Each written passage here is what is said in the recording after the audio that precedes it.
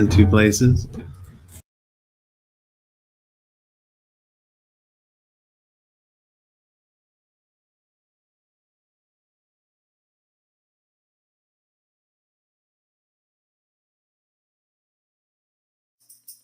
You can find my friends in the country where they film me, where the bobcats peer and the blacktail roam, where the dirt road ends. That's where you can find the real me. You're the yippee coyotes, young. Welcome home. Welcome home.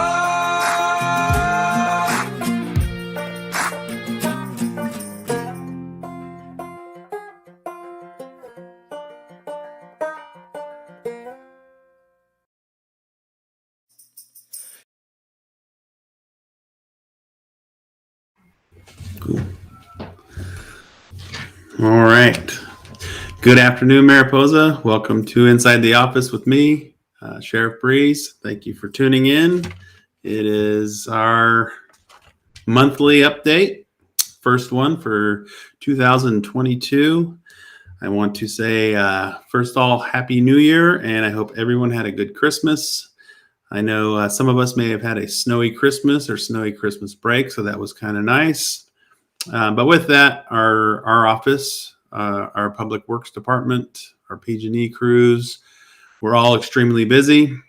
And I just want to say thank you to all my staff and all the other county staff and PG&E for working through those conditions, making the roads safe, and being there for you, Mariposa, the community. So thank you very much. And I know it was fun and frustrating for some, but we got through it, and it's nice to see the snow and some rain.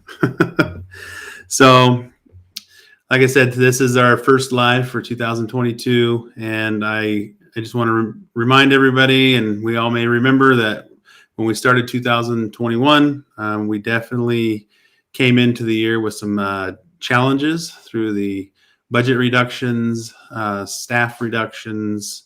And I just want to say through this year, my staff worked tirelessly for you, the community, through those obstacles, through those staffing challenges. So again, hats off to all the sheriff staff. And then also just thank you to the work with working with the Board of Supervisors and our county administrative officer. We started out with 11 positions being frozen, and through this year, we're able to gain an additional dispatcher position, and we have gained all positions pending 2 deputies and 1 jailer. So out of the 11, that's a pretty good win. We'll continue to work with our county partners to continue to make your Mariposa Sheriff's Office strong for you, for the community, and to combat the calls for service that keep on coming. So for our December look back, we will start off with the calls for service. For December was very busy, and we had 2,537 calls for service recorded with our office. We had 39 jail bookings, 4 being DUIs, and cases and reports were definitely increased from November to December. Roughly 47.4% from November to December, or for the difference between November's calls for service and December. Just to kind of put it in perspective, felony cases went from 16 in a month to 33. Misdemeanors went from 46 to 68. A lot of these cases were also either involving extensive work by the deputies, staff, and others, domestic violence, our welfare checks, or animal control, and they're a smaller unit within the sheriff's office, so they were all definitely busy.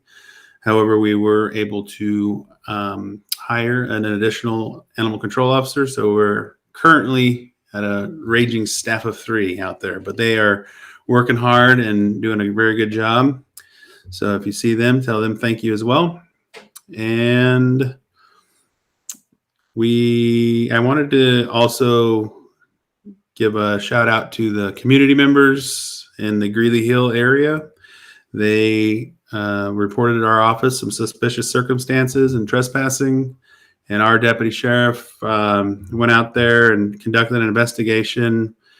And through that investigation that started out as a smaller detail, ended up being a much bigger case, discovering being in possession of stolen property, carrying a loaded firearm, which there was a actual round chambered in the firearm, very dangerous, possession of an assault rifle, methamphetamine, and other paraphernalia. And that subject was subsequently arrested and booked into the Mariposa County Jail. So good job, Greeley Hill community, for being our eyes and being our ears and calling us for that. We also had an increase in transient related issues. So the deputies are working and doing their best to deal with those issues. They stem from anything from intoxication levels to assaults and other issues out there, but we're doing what we can. So with that, I did want to just also talk a little bit on our social media. We had, I think we have a very good communication in our community. We've been doing this, the Facebook Live as a platform to be able to have conversations, to be able to voice concerns, and especially within our communities. And sometimes circumstances occur, and unfortunately, individuals, and I don't know why, but they sometimes will come out with negative attacks on us. But with all that said, we are doing our best. We are trying to keep this community as safe as possible.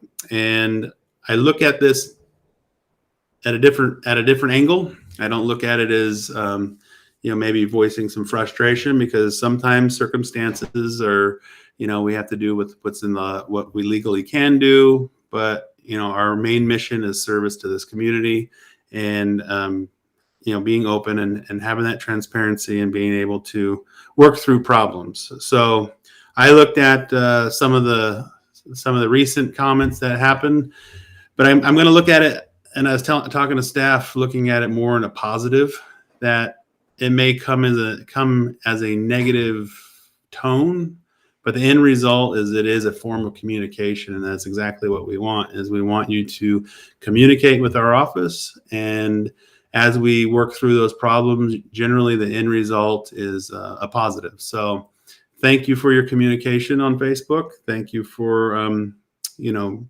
being able to voice some concerns to help us look at those areas. And like I said, sometimes they may appear negative, but I'm gonna take those as a win and a positive, because we got you guys engaged. You got you guys working together, working with us, and that's the main goal. We said this from the beginning, that being able to communicate with one another and work through these issues, be they good, bad, or ugly. The end result is we're working together as a team. We're working together as one Mariposa. So thank you for that. We'll continue to try to stay active on all levels of social media sites and everything, to monitor those and to make sure that we are doing our best to serve you and all your communities, because we are all Mariposa. So with that, before I get into some informational stuff, I always talk about our calls for service and jail bookings and serious cases and everything else that we're dealing with. Again, is to continue to keep you guys informed of what your sheriff's office is doing for you out in your communities. But our sheriff's office is open 24 hours a day, 7 days a week, 365 days out of the year. And we take all sorts of calls. So sometimes we can maybe mitigate the seriousness of calls for service, but we can also point out sometimes funny or interesting calls for service. So as I was going through the calls for service this month, I thought it was interesting or funny. We had a report of a lost flip phone at the Arts Park. And why I thought that was funny is because there's probably a whole generation right now, maybe even watching this today, that might have to get on their smartphones and Google what a flip phone is. I didn't even know those still existed, but apparently they do. So we got one of those.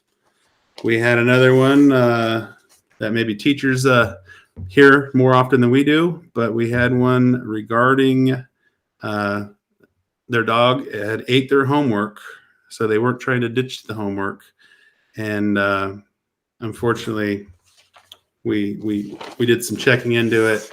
The dog did not eat the homework. It was just unfinished homework, so that old trick didn't work. And the last one that I thought was humorous for being reported to our office was we had a caller reporting missing shrimp. So if you're the shrimp burglar out there, please stop that. We have people that were not happy that they had some missing shrimp out of their freezer. But anyways, I figured I'd let you, the public, know that. Back to the serious note. The annual report that we prepared last year, we put on the Facebook, we put on the county website. We are currently finishing up the 2021 annual report. And so we hopefully will have that completed. Hopefully we'll be able to do a presentation at the Board of Supervisors regarding all the work the Sheriff's Office and all the divisions have done for 2021. And then we'll also make sure that we post that on websites and have all that available for the public to view. On a high note, we actually had our first kickoff meeting with members of the community for creating the Mariposa County Sheriff's Foundation. So this will be a board of community members working with the Sheriff's Office to basically enhance our ability to outreach and support the community of Mariposa even more. So this is a first ever deal for us. So it's very exciting. And thank you to the community members that are going to volunteer their time to make sure that this is successful for you, Mariposa, and for the community to just have another layer to support one another. And as we start to roll into spring, we're currently ramping up our select deputies with the ag investigations specialty unit and learning the specialties of the agricultural crimes and for ranchers and farms.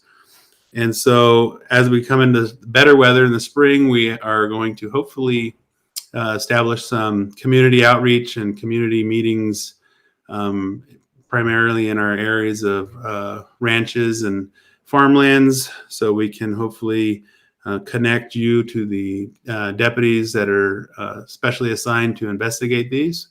And I think it's going to be a good way to see what's out there for keeping your equipment and your livestock safe, and how we can hopefully provide a better service to you. So look for that coming in the near future. And got my coffee cup. We are also rebranding our Sheriff app. It's going to be coming out very soon with a bunch of new useful tools and features for you, the community. This app will be able to be downloaded to your smartphone, have a lot of areas for connecting with our office or other county resources. Some of these tools will be very useful for our Nixle alert notifications, being able to link to our public information map during incidences like fire and evacuations. The features will also have hiking trails and activities within the county that hopefully you can download to link to see where they are, see how they work. We're hopefully going to work on having a community calendar on there, partnering with such as like the chamber that has multiple events through the year. So you'll be able to see what events are going on in what communities. And hopefully we'll get these also in our Airbnbs and our hotels. So when you're visiting Mariposa County, if you're not from Mariposa County, if you have this app and there is an incident, the app will notify you while you're in our county that there could be a fire or an evacuated area in a specific area. So hopefully that will assist our visitors as well in keeping them safe. And again, just trying to find more modernization, more tools to help you and the public and keep us safe. And with that, I think I probably talked too much, but there was a lot to kind of update you on.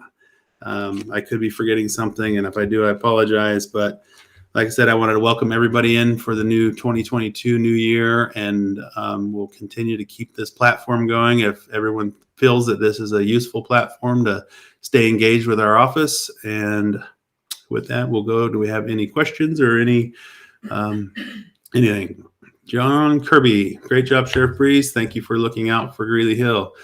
Well, thank you, John. I appreciate it. Like I said, it takes us all to engage together, to believe in each other. And again, I think it was a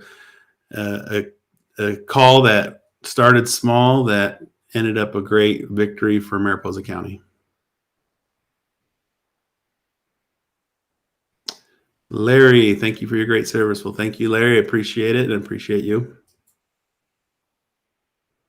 Walter Wall, Mr. DA, how are you doing, sir? Thank you for keeping our community safe. Well, thank you for being a partner in that as well. Lori, do you have an update on those without homes living along the creek? So I guess an update would be that we are, it's a continual work in progress. The main portion is working with Health and Human Services, working on making sure we have space available and a location available for them to come. It's a problem throughout the state, if not the nation. And our office, like we did last year, is going to continue to engage, to try to voluntarily help and get them to go to a better location. Our office does have the ability, if we have individuals that don't want to work together, we have enforcement measures. I mean, like I said, it's unfortunate to have to go that route, but when we look at the project or the cause, again, it's a decision of public safety for all of us, for them. And the best result is trying to get them resources to get them out of that predicament and not continue to punish. But, hopefully it works. I know the county's building those additional homes. And so it's a all hands on deck from the community to all county partners job. I think the biggest part is we cannot just look the other way. We have to continue to engage and continue to work to find a solution. So that's what we're going to do. It's probably a long answer, but I think if it was an easy answer, we would I don't know, the rest of the state would be asking us how to do it. Carol, sorry about that. Coming in late, but just wanted to thank you for your presentation at the Code Compliance Committee meeting. Well, thank you, Carol. Like I said in the meeting, it's everyone has different lanes of what we do for our job and enforcement, but regarding all that, it's a mission to work all together to find solutions and not fight one another. So it's a long process, and I think it's great that you guys are doing this and involving the community and working through it, and then learning the different lanes and avenues of different departments, such as us being in law enforcement and the district attorney and what they do and what the county council does. So I think it was a productive, informative meeting, and hopefully we'll continue to educate and work together. Teresa, thank you for the wonderful Christmas gift cards. Your mission was successful, as I did 100% of my Christmas shopping in town. Well, perfect. So I know it was a crazy idea, but I think your downtown and local businesses appreciate your support. So I'm glad it was a success, and I'm glad you had a wonderful Christmas. Cindy, can't wait to be back on the water. Keep Lake McClure safe. Well, we are doing that. We actually have a new boating deputy that's going to be assigned. That'll be Deputy Mike King. He's a great guy. He's in training right now with Deputy Lewis, and they are there to serve. Dan, thank you for your service. What is the name of the app? First time hearing of it. So it would be, so we have one now, but we're updating it. But it's Mariposa Sheriff. Yeah. So if you go to the App Store, it'd be Mariposa Sheriff. You download the app, and then the features right now, the company we're working with is currently reconfiguring to update what I was just talking about. So we'll be able to have easy access to those important functions or tools that support Mariposa County. Pretty much, if you think about it, if you look at it, the statistic wise, they say at 90% of people now use apps because they all have smartphones versus the older way of going home and logging onto a PC and researching websites. So, using some of that statistical data, to me, it was a no-brainer that we continue to push forward on having this tool available to the public and visitors of our county.